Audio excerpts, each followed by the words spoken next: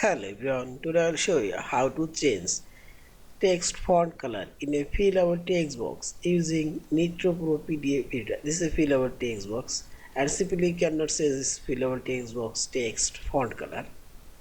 Now click on this form option and here you will find the select field option. Click here. Now click on this text field and select, click right button and select properties option. At properties dialog box, go appearance option and appearance option you will find this color option and click this color box. There are default color,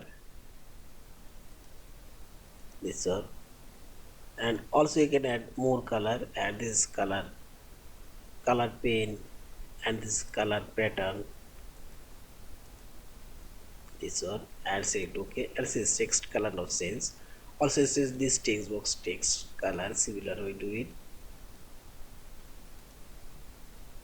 I like this default color and see this okay and remove this text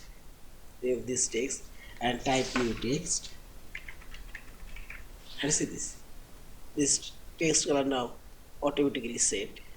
Here also type text and see this and other text box color remains same solid black color. This is in this way you can set default font color on your text. Yeah,